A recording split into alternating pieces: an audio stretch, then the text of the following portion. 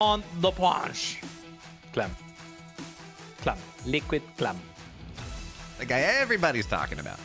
Everybody. I have a horrible Serral accent.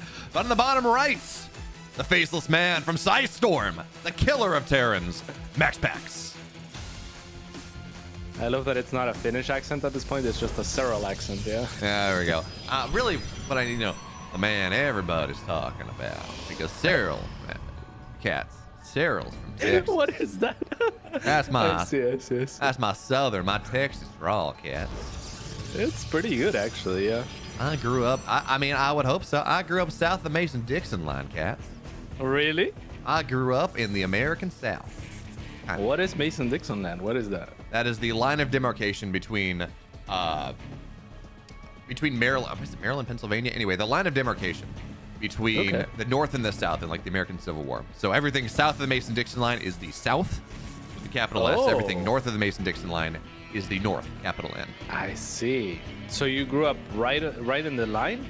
I grew up in Virginia, so like it's almost Northern Virginia, which even though if it's technically south of the Mason-Dixon line, Virginia? It's called no, in Virginia. No, yeah, West Virginia, like the song, or no, like Western Virginia. So West Virginia, you were in West Virginia. No, I was the western like part of heaven. Virginia. Is that not West Virginia? West Virginia is its own state, cats. I see.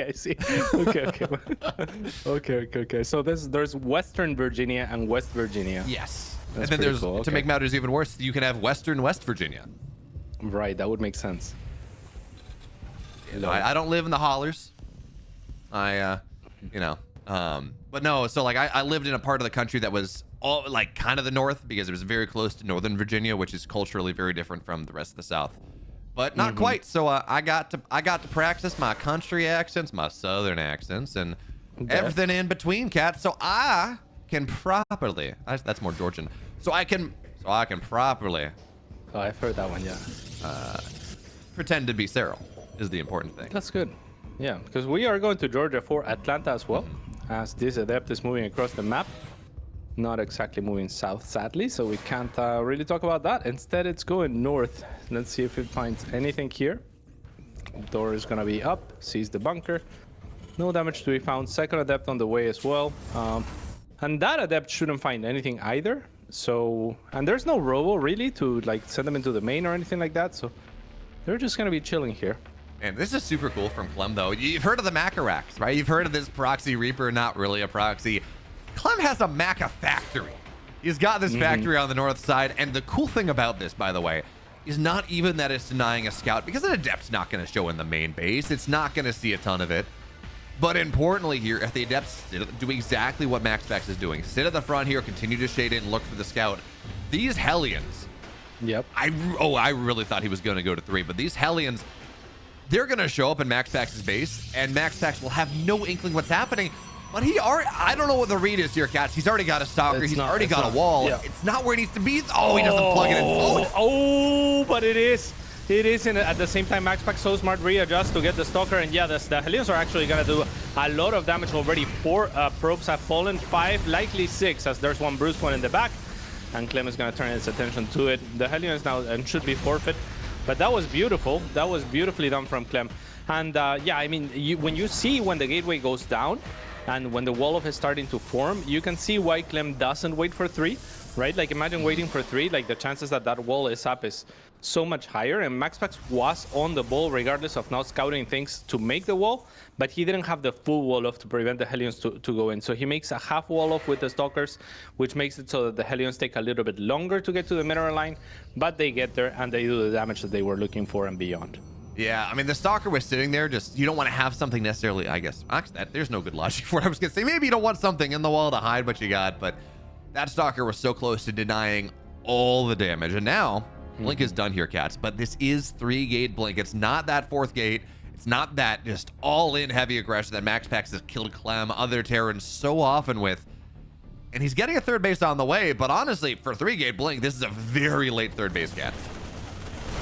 Very late indeed. However, he's gonna get a couple of Marines for free here before anything else happens. 4 or 3 Stalkers, like you were mentioning, just for 3 gateways being warped in. The tank will pop up, and the Stalkers will blink after it. The Raven a little bit late to the auto turret, mostly because of the lack of surface area given its position. Now Marines and SCVs are going to dislodge the Stalker Force from the main.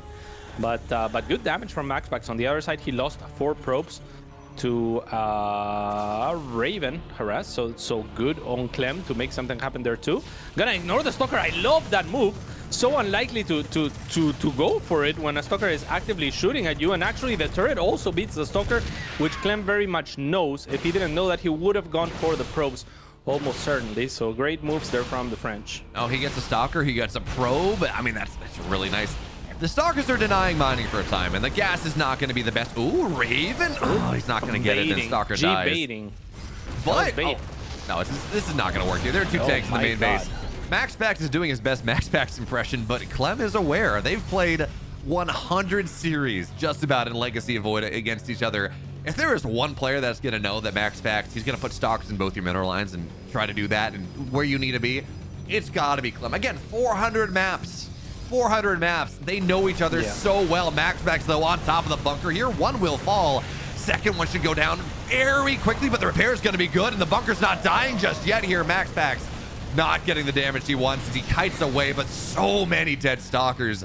Cats, between the harass on the other side with the Raven getting 4 probes, MaxPax not getting damage done.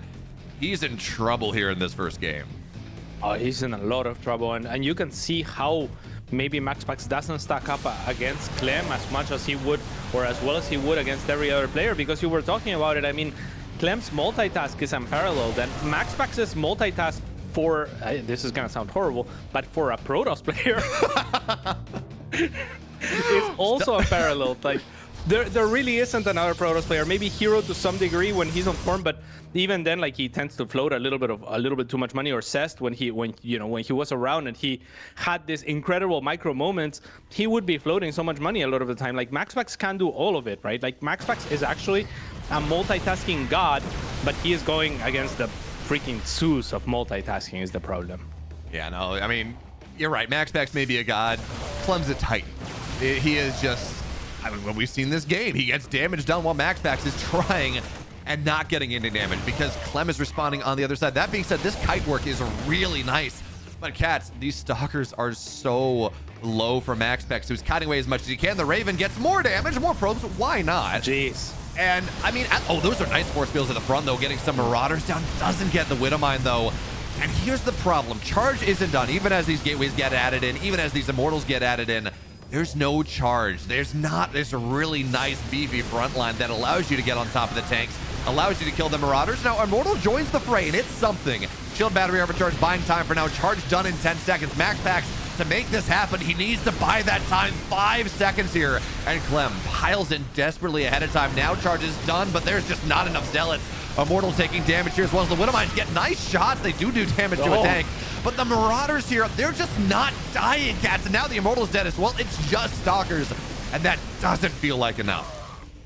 Yeah, I mean, Micro is not just about multitasking, it's also about noticing the little details and making the right plays and the right decisions in fights. And these two, I mean, the way that they move their units is so beautiful. It's a symphony, but let's see if it's enough for MaxPax to hold on. Holding off, it's only half of the game here, and at the same time, of course, Clem is doing extra damage with the Raven. I'm not even sure how you're catching that. Great job on observing here via Wolf as Clem is gonna continue to encroach on forward, and MaxPax is running out of steam. The Immortal is somewhere else, so maybe looking for a flank or something like that. If it didn't already die, it seems to have died to something. And now the Zealot flank is gonna finally dislodge Clem by the looks of it, but maybe not even. Does the Marauders just scoot past the Zealots and onto the Stalkers and continue to deal damage? No more red on the map for Clem, though, so eventually he will be pushed back, but he has done plenty.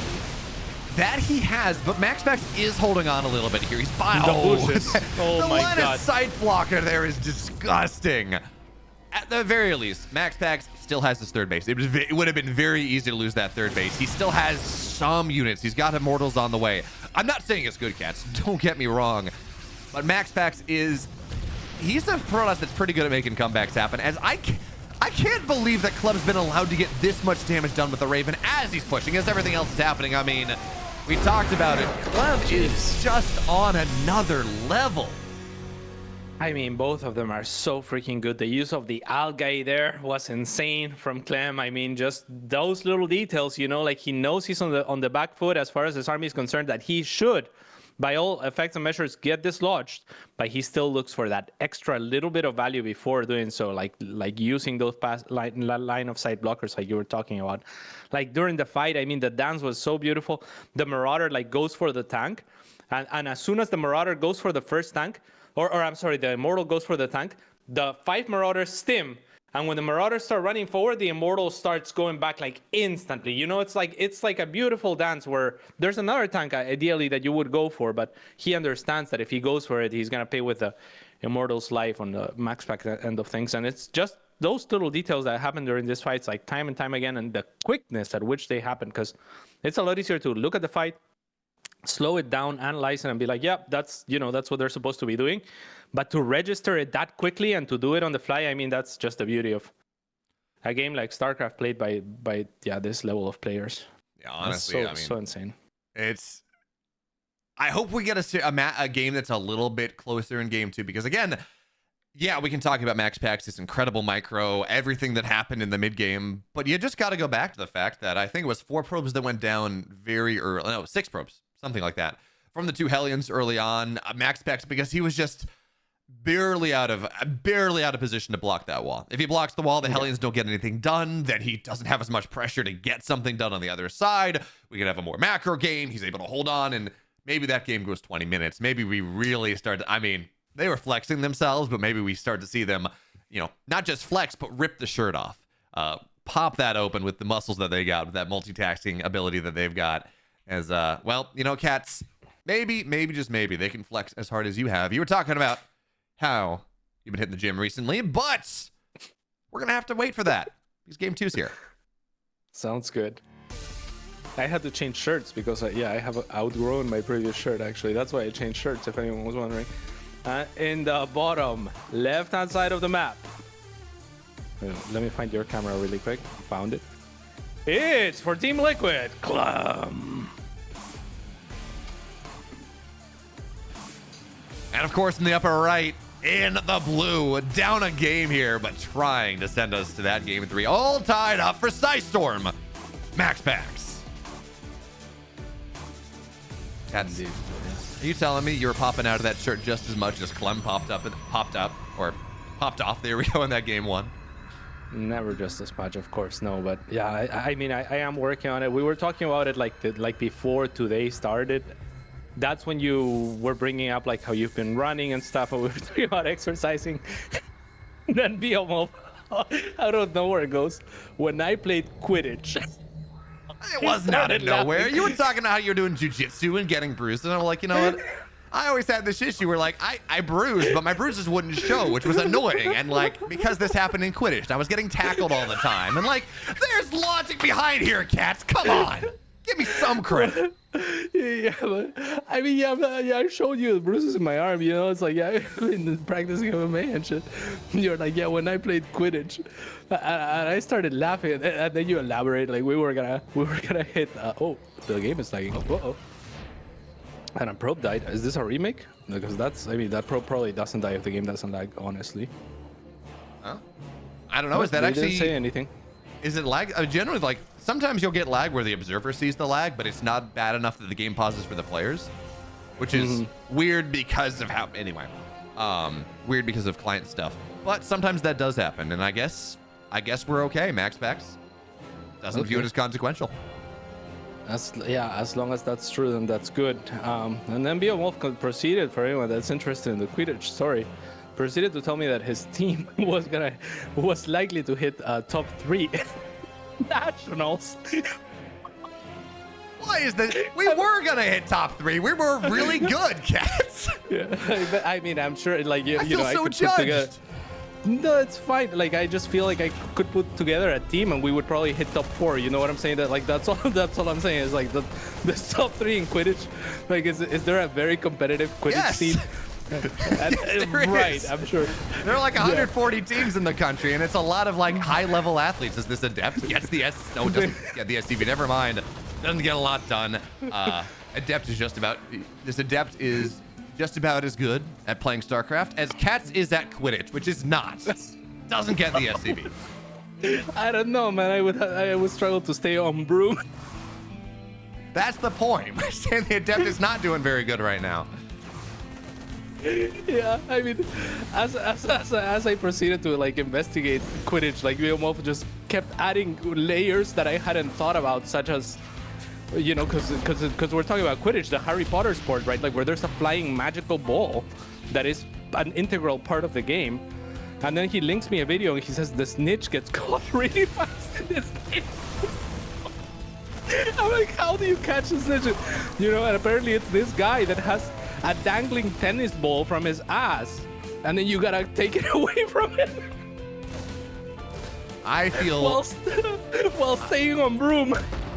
And yeah, here's the thing, like for nationals, right? The snitches that go do that, they're collegiate wrestlers, okay? Like it is really hard to win the hand fight and get behind and pull the tail. It's right. Cat's just making it sound super weird. It's like capture the flag, right? There's a flag. There's only one of them. It's right in the midsection. Like it's right in the small of the back, so it's harder to get behind. Cat's just making this sound like the worst possible thing when I promise it's like... I'm just saying exactly what it is. I'm just saying exactly what it is from the video. He links me the video. He says, you know what, Cats, just go to 30 minutes, watch the picture-in-picture. And the guy comes out running into the field. The Quidditch ball. Oh my, I'll stop. This was one of my favorite conversations ever, I want to say. I feel so judged. Clem is obnoxious here. Just about as obnoxious as Cats is about my sport choice. But just unburrow, reburrow, unburrow, reburrow. He's gonna get a stalker now. Oh, no, he's not. He's at least done just in time.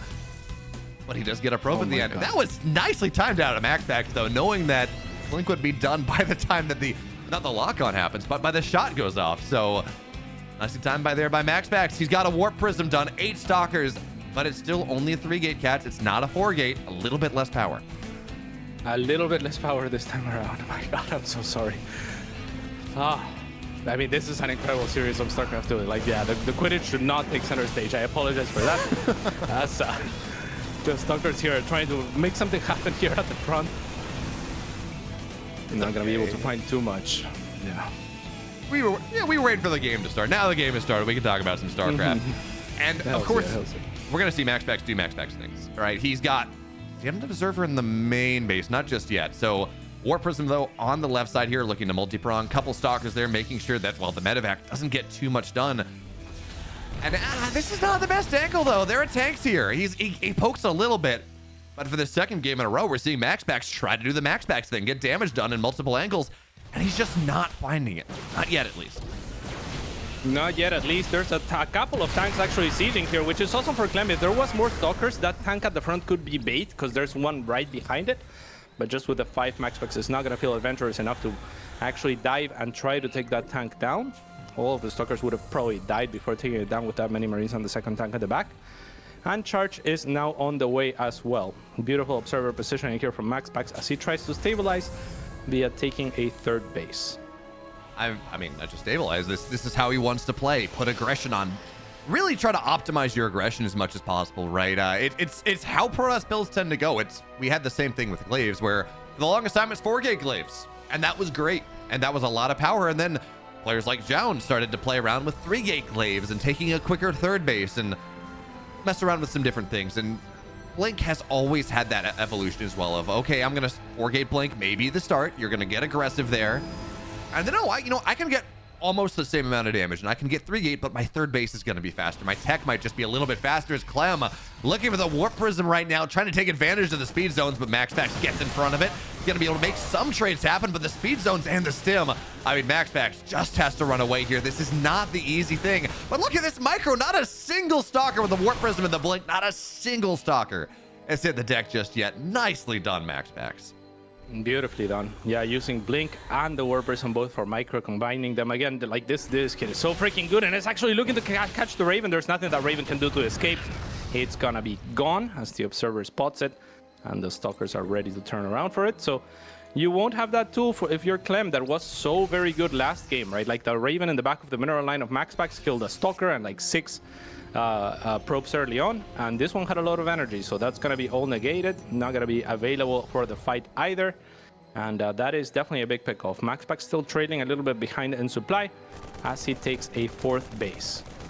Yeah, and we have a big army coming out of Clem in the middle of the map here. A couple tanks, Widow Mines, Bio, +1 attack. That's 7, actually a little bit later timing, the 8:30 timing here.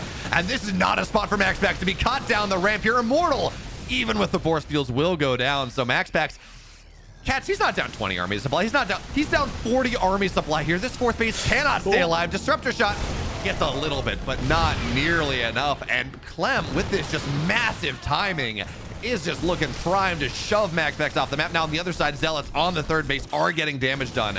Widow Mines though at the front here. Stalkers blink away. A couple are going to get triggered off. Actually, very little damage getting done here. But we need more Splash Cats. We need more power here. Now tanks are going to show. Oh it's my dead. God.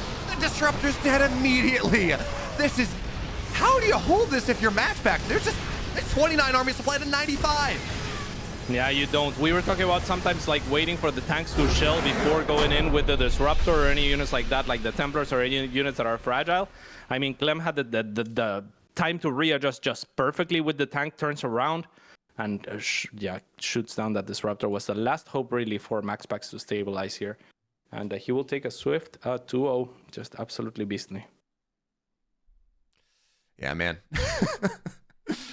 Yes, I can't believe you did me dirty like that. I mean, anyway, we're going to move into Golden Aura for game number 3 here.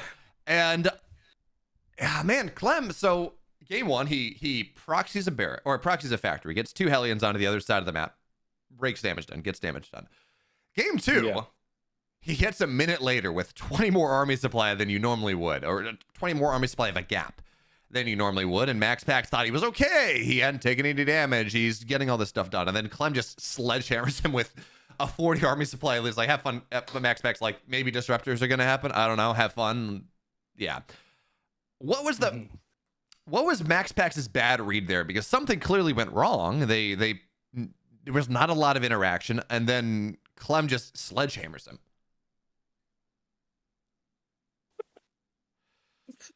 I'm so sorry. Yeah, I'm not exactly sure, man. Clem is just so good, and to be honest, I wasn't looking at the very details early on, so I really don't know how he got that little bit of a supply lead, and I really should. So yeah, I'm gonna try to focus on Golden Aura. Like all I can think about is the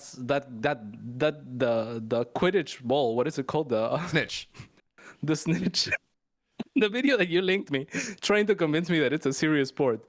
Guy comes out running, and he's jacked. He's like a jacked nerd with glasses, like thick glasses, but he's jacked. He's not on broom, so that he had that going for him. And he's wearing a freaking Spider-Man suit. Like, why? Apparently, I'm never going to win this one, but maybe, just maybe, in the bottom right, in the blue, this guy is going to win a game. He's going to find a way into our series. It's MaxPax. And his opponent for Team Liquid leading the series 2-0, pretty comfortably too. It is Clem. He plays no Quidditch. Might go snowboarding though, after Atlanta perhaps. Snowboarding in Georgia? No, not in Georgia. It would be in North Carolina probably. Yes. I don't think there's... As someone who grew up in that area, going skiing in North Carolina in mid-December is not... No, there's 2 places. There's 2 places I've researched. There's they're not gonna have any snowcats. There's Sugar Mountain. No. This winter is winter is coming. This winter is cold. Like there's more snow than normal or something. Yeah, okay. You know, Sugar someone Mountain, grew up in that Google it. area, especially because Clem is from France and has access to like alpine skiing. I know. It's not. It's East Coast skiing, maybe with the exception of like Vermont-ish. Vermont, Yeah, like up where I live. yeah. East Coast skiing is not. It's not as good as alpine skiing. It's certainly not as good as like as rocky skiing. No, I agree. Yeah, I mean, I was in California for a while, and like there's a lot of good skiing, like 3, 4, 5 hours away from LA, and yeah, I googled East Coast skiing too, because I do love snowboarding, but yeah, there's not that much, to be honest, but there is some stuff. There's some stuff. Now, probably, if you're trying to go somewhere, it's probably like snowshoes probably the best, but that's Pennsylvania. It's a little bit further away. Is that West Virginia? Anyway, it's the Virginia that is west. It is not the western part of Virginia. Just so we're clear. Yeah. Talking about West Virginia. Quidditch Nationals were in Charleston, West Virginia, a couple years ago. But actually, no, that one was the one that was canceled due to COVID. Anyways, we're done with that. I'm done being mocked here, Cats. We can talk about the game. I was not mocking you, just to be clear. Just your sport of choice, I guess, if anything. 2 Reaper opening and 2 more on the way, or just the 2 actually. They're slow to pop up. They try to be hidden from the Adept Shade, but the Adept Shade is gonna see them. So there will be no surprise on the side of MaxPax. He can just bring back the second Adept, join with the first one, and should be easily able to deflect this. Could even leave one Adept on the low ground to chase after the Reapers after they attempt at going on the top of the ramp here. So let's see if that's gonna be the case. The Reapers are too wise for that, actually, anticipating that they have been already seen, try to go into the natural instead. But the second Adept that came back is already ready for that. So beautiful job from MaxPax, right? Like, they both anticipate what the more likely moves are, but with the information handy, MaxPax has no problem. Yeah, so this is not, you're right, this isn't going to get a lot of damage done, but MaxPax, he did open Stargate in game 3. He's going Phoenix play behind this, and it seems like it's poised to go Phoenix Colossus, right? Very quick robo popping out. This is a very different style from how MaxPax generally plays. We talk about the 3-gate, we talk about the 4-gate. Hasn't found a lot of success in this series. But 2-base Phoenix Colossus, delayed third. Is that enough? Is that a good response to how Clem has been playing, do you think? I don't know if it's a great response to how Clem has been playing, but it's a great response to the Widowmine drop that Clem is going for. So we were talking about earlier how players know each other. And specifically, these two have played like 300 games against each other. So probably has a good read on what Clem likes to do. And I mean, the Phoenix are here before the mine even can load into the medevac. So that's absolutely wild. And MaxPax has a soul read, at least on this game, to start. So the medevac pops up. MaxPax knows exactly what Clem has. Clem has to defend the medevac with the Marines. That offers MaxPax more information. So, I mean, in terms of information, this game is very much in favor of MaxPax so far. Yeah, he's doing a really nice job of finding damage, more importantly than finding value, finding information, understanding where Clem's army is, how much damage their potential is. But the interesting thing about this, Cats, is that Clem got himself set up for a Widowmine drop. Obviously, the Widowmine got sniped, so it's not really didn't get all that much done. And he says, that's fine. I still got a medevac. I can heal this up. I can repair it. It's okay. Let me go and put 8 Marines in a medevac instead, because I know my opponent has opened Stargate. They're not going to have a lot on the ground. That's a really cool idea, and he's going to find his way into the main base. And what do we have on the ground? It's 2 Adepts. It's a couple sentries. It's not a lot of mobility, and it's certainly not a lot of power against this army that, no, it's got a medevac. It can heal. Yeah, with the Immortal, it should be fine. But yeah, I mean, some beautiful moves to get to this situation. Again, like, very smart play from both players, in fact. Clem uses the 2 Reapers that had found no utility to drag the Phoenixes out of position from MaxPax. And that's why the Reapers died in the bottom left-hand corner of the map, as far away from his main, as far away from MaxPax's main as possible, so that they make space for the medevac to come in. And the Phoenix can't react. And at the same time, MaxPax being aware of this possibility, I loved what he did, which was to kill the first Reaper quickly with all 4 Phoenix. But for the second Reaper, he only left 2 Phoenix, because he knows 1 liftoff and what Phoenix can deal with the 1 Reaper in the air. So he tries to go back as soon as possible with the other 2 Phoenix to be ready for something like this, but isn't able to completely. Regardless, he doesn't take too much damage, but again, it's those just little tiny maneuvers that both players are trying to do to edge out the smallest advantages in this game. And honestly, talk about him not taking that much damage. Yeah, he only loses 2 probes, but his entire mineral line wasn't mining for 15 seconds or something, and that is a little bit more substantial. That is damage that you're not quite as happy about, but third base is done, right? We're probing up pretty heavily. MaxPax sees a 15-worker lead here, adding in Colossus as well. And Clem, he does have his third base at a really nice timing. He's adding in those additional barracks right now, so he's going to go up to 5. And the next question really, Cats, when/if does Clem get aggressive? Generally, a Terran wants to get out on the map, but realistically, bio like this, when you have your third base as well timed as Clem does against Phoenix Colossus, especially on Golden Aura, it's not easy to put pressure on a Protoss set up like this. It is very difficult, especially like you said on a map as choky as this one. But I mean, the fourth base maybe is a little bit of a different story. This rocks can be brought down if Clem really wants to get a little bit more surface area. Instead, he's going to try to get in position before MaxPax can. And he can situate himself there with a couple of Widow Mines there to block off the choke, and should be able to get a deny onto this base if he turns around fast enough for it. So yeah, gets a deny, a cancel on it. Beautiful Widow Mine shot, actually splashing both into the probes in the main and another one to the Phoenixes that are now very, very bruised. So, I mean, beautiful moves from Clem to more than equalize this game. Yeah, no, really nice play right there. 6 workers go down, the 4th base gets canceled, and now MaxPax isn't where he needs to be. Again, we're seeing the situation where Clem is just kind of ripping him asunder. We got pressure. Okay, that's going to go down. That's not really much of a drop, but pressure on the north side base, that 4th base that he wants to hold on to, but that's just the distracting force. Because no MaxPax even just stimming into the 3rd base here. The probes are so dead. Wow. 19 dead probes. And honestly, this Biokin stim can run away. It's got what it needs to get done here. Clem is just... We talk about MaxPax being the #1 Pro Tour player in the world, being this incredible multitasking god. Well, Clem's making him look so mortal right now. It's MaxPax is just never where he needs to be. This base might get denied once again. At least it takes some damage. And this is against the Phoenix player, who's supposed to be, like, if there's one thing this build is good at, it's defending against Terran aggression. Yeah, and yeah, I mean, MaxPax he got a multitasking. He's used to being on the offense, and now he gets a beautiful surround here in the middle of the map with all of his units able to shoot. A couple of units are gonna die in the medevac for Clem. This posturing is very difficult for MaxPax as well, though, but look at that beautiful maneuvering to hug the wall as far away as possible from the dangerous areas. Now goes into a favorable location as well. Only one force field to speak of, but it's probably going to be somewhere in the middle here to section off the Marines if possible. If not, maybe he's saving for a Guardian Shield, but this is looking beautiful for MaxPax all of a sudden after that catch in the middle, and a game that was looking very, very tough for him, looking to end in his favor. Yeah, MaxPax saying, you're going to kill my probes? I'm going to kill your game here. What decision-making coming out of MaxPax? I'm looking at this, I'm like, well, Blink's not done just yet. Not even started. There's no Blink. It's like the Phoenix count's not all that heavy. The Viking count's doing pretty nice. This doesn't feel like an easy position for MaxPax to fight into, and he just kills him.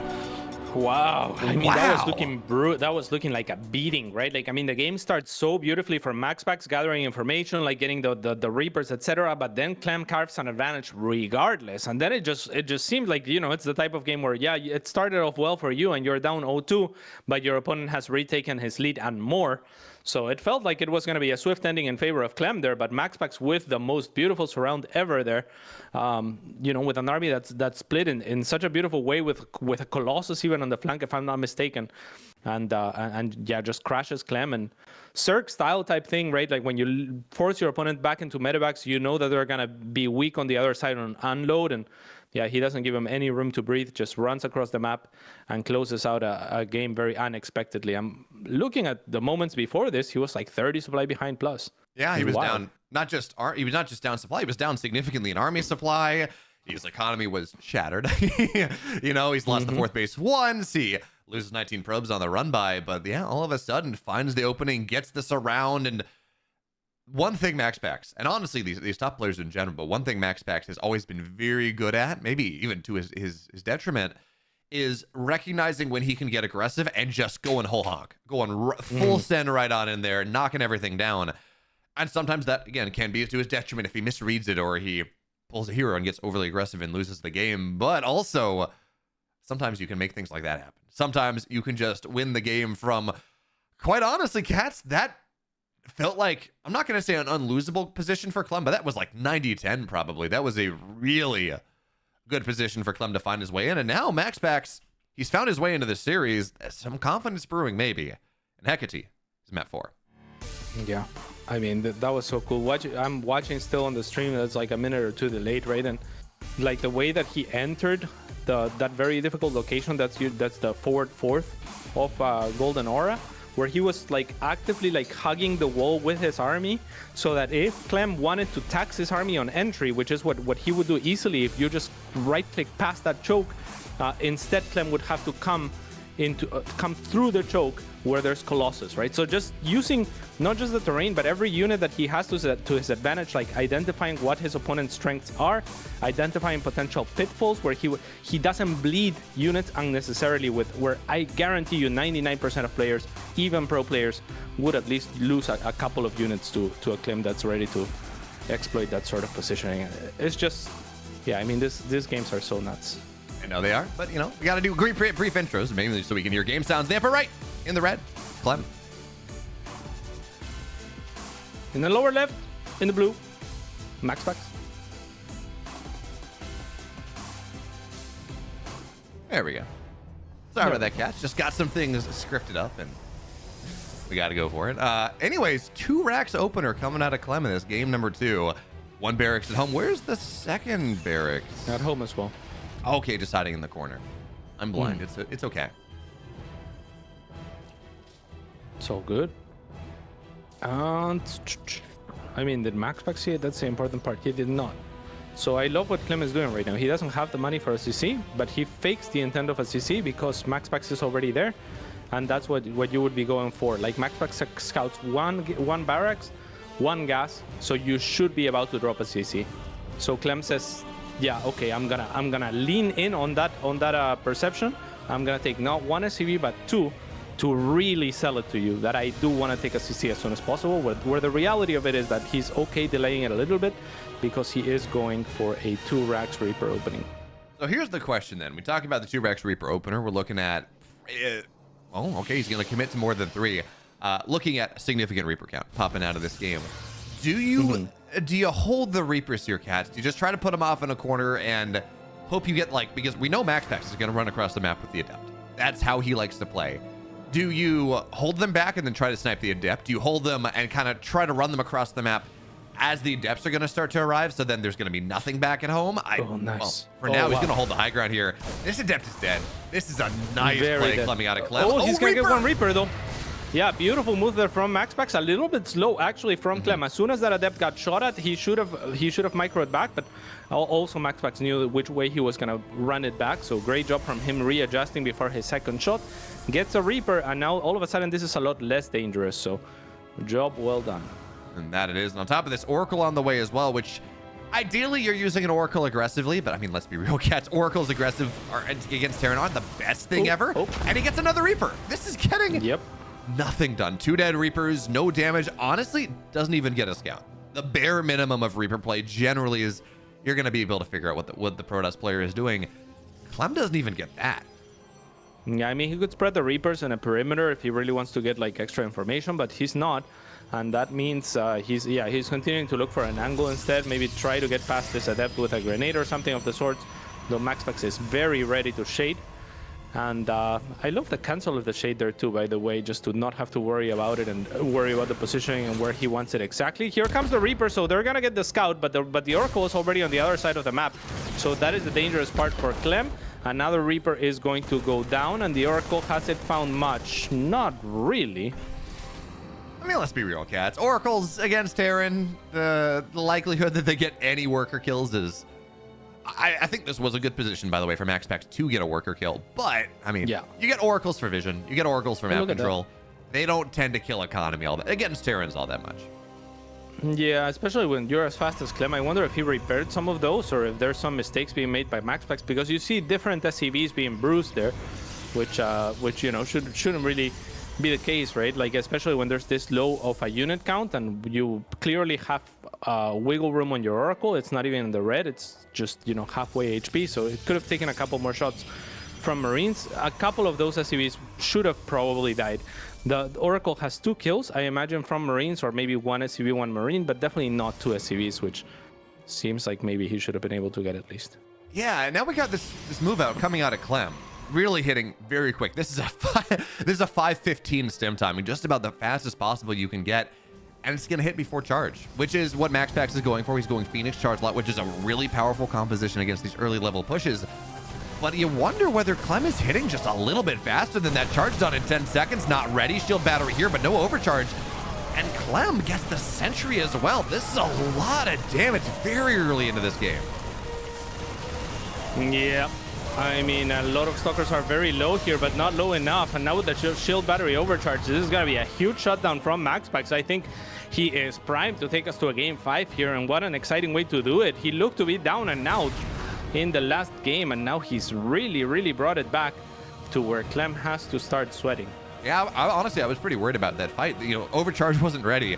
Well, the Nexus finished just in time. He popped the overcharge, you added all the Phoenix, and what looked like a pretty scary push coming out of Clem, let's be real, turned into really not all that much. And now more gateways on the way, +1 getting added in. And the next time that Clem may want to hit as he gets aggressive is with +1, is with concussive shells, is with Marauders and Medivacs.